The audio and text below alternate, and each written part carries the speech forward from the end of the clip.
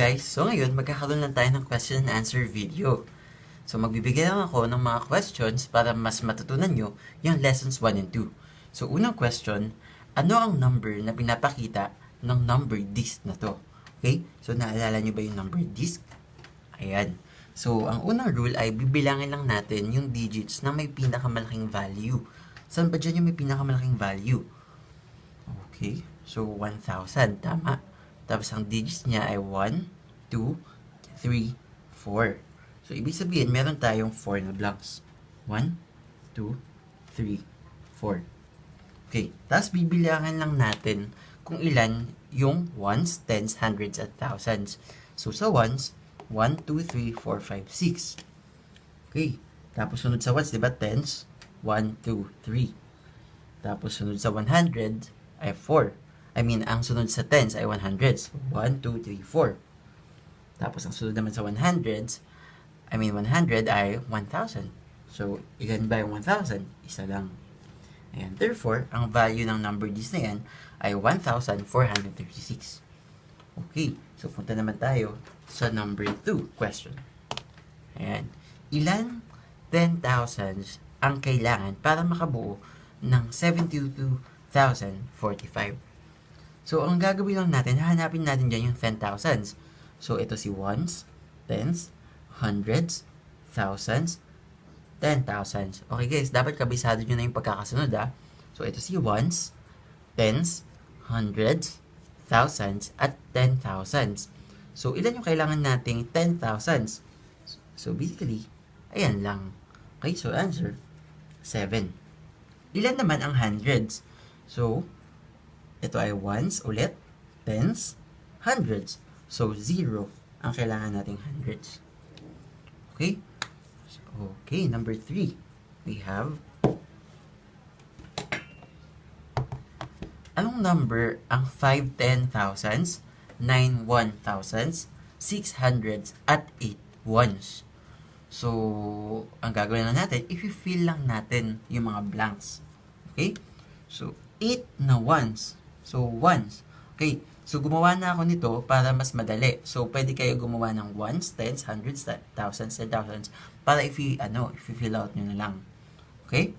So, 8 ones. Tapos, 6 hundreds. Okay? 6 daw yung hundreds. Tapos, 9 1,000s. Dito yan. Tama?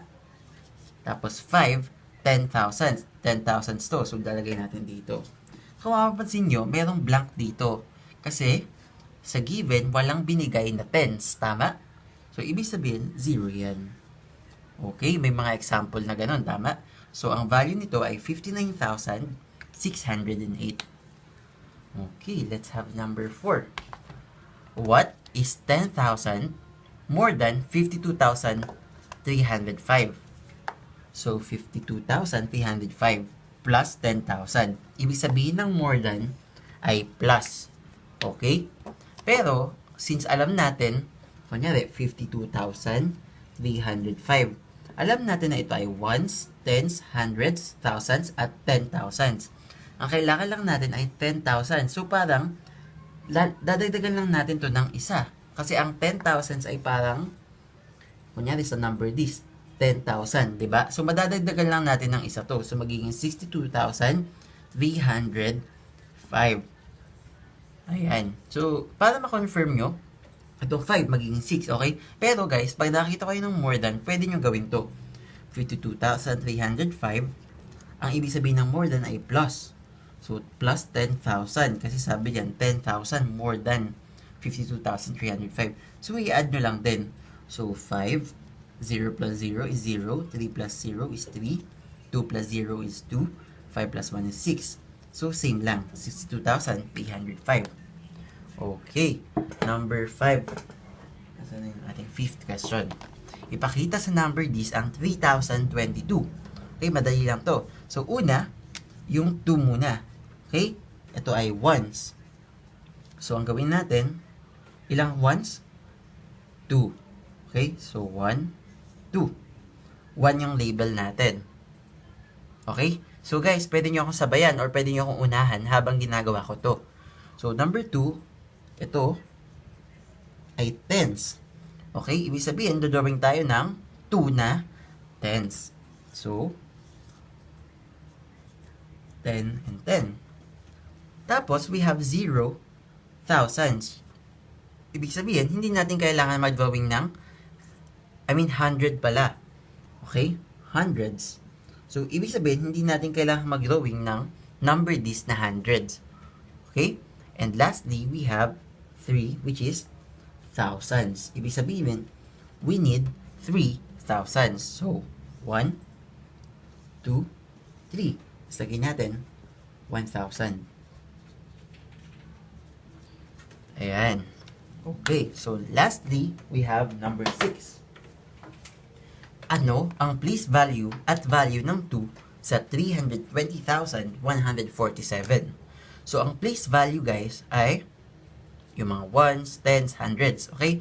Ito si ones, tens, hundreds, thousands, 10,000s. So, sabi dito, guys, si 2. So, si 2 to. Tama? Ones, tens, hundreds, thousands, 10,000. So, 10,000 yung sagot natin. Pag place value, guys, kadalasan may letter S sa dulo. Okay? 10,000s. Tapos, ang value naman natin, ang gagawin nga natin ay kokopyahin lang natin kung ano yung hinahanap. So, si 2. So, kopyahin lang natin si 2. Okay? Tapos, lahat ng numbers sa kanan ay magiging 0. Ito si 0 magiging 0, si 1 magiging 0, 4, 0, 7, 0. Okay? Therefore, ang value natin ay 20,000. Okay.